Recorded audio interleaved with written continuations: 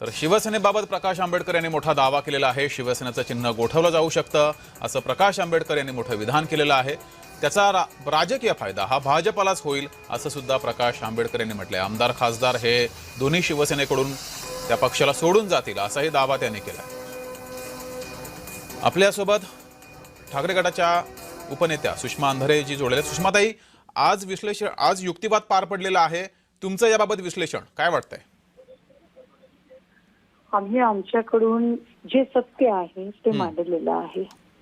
जे सत्य अवघ्या महाराष्ट्राने उघड्या डोळ्यांनी बघितलेलं आहे, अनुभवलेलं आहे आणि जो सत्तेसाठीचा निव्वळ आपली मुख्यमंत्री पदाची खुर्ची टिकावी म्हणून श्रीमान देवेंद्र फडणवीस आणि एकूण भाजपाने जो सत्तेचा घाट घातला आणि कशा पद्धतीने आपल्या लोकशाहीची थट्टा उडवली ते सगळ्यांनी बघितलेलं आहे आणि तेच जशास तसं आम्ही ऑनरेबल कोर्टाच्या समोर मांडलेलं आहे।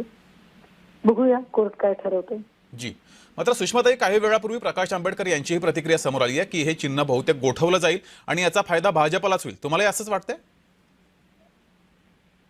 याचा फायदा भाजपला होईल की नाही यावर आता कुणीही मला वाटते ज्योतिषी व्हायची गरज नाही।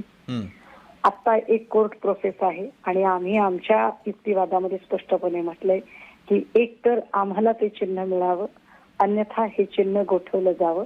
त्याचं कारण असं आहे की एका नवख्या चिन्हाला घेऊन त्याला ब्रँड करण्यासाठी, त्या चिन्हाचं ब्रँडिंग करण्यासाठी आम्ही सगळे नवे जुने शिलेदार जीव तोडून काम केलेलं आहे। त्यामुळे लोकांच्या मनात पुन्हा संभ्रम व्हायला नको। त्यामुळे एक चिन्ह आता अस्तित्वात असलं पाहिजे, यासाठीचा तो युक्तिवाद आहे। जी, सुषमाताई, कामत यांनी एक मोठा युक्तिवाद केला होता की निवडणूक आयोगाला जे कागदपत्र सादर केले गेले सदस्यांबाबत ते ठाकरेंचे होते 19 लाख आणि शिंदेंचे होते 4 लाख, तरी सुद्धा निवडणूक आयोगाने असा निर्णय का दिला असा सवालही त्यांनी उपस्थित केलाय। जे 19 लाख आम्ही प्रतिज्ञापत्र सादर केले होते तेही अत्यंत सत्यप्रती सादर केलेल्या होत्या आणि असलेल्या सगळ्या संघटनेच्या संरचनात्मक पदाधिकाऱ्यांनी केल्या होत्या। त्या 4 लाखाच्या बद्दलही त्यावरही त्या काळामध्ये खूप सारे आक्षेप होते। किंबहुना त्या 4 लाखामधले 2 लाखापेक्षा अधिक ची प्रतिज्ञापत्र ही खोटी होती, ज्याच्यामध्ये आधार कार्ड आणि याच्यातला कुठलाही ताळमेळ नव्हता। त्यामुळे ही सगळी जी माहिती आहे ती आम्ही ऍज इट इज ऑनरेबल कोर्टासमोर मांडलेली आहे। आमचे वकील श्रीयुत कामतजी यांनीही त्या संबंधाने योग्य ते मुद्दे उपस्थित केलेले आहेत।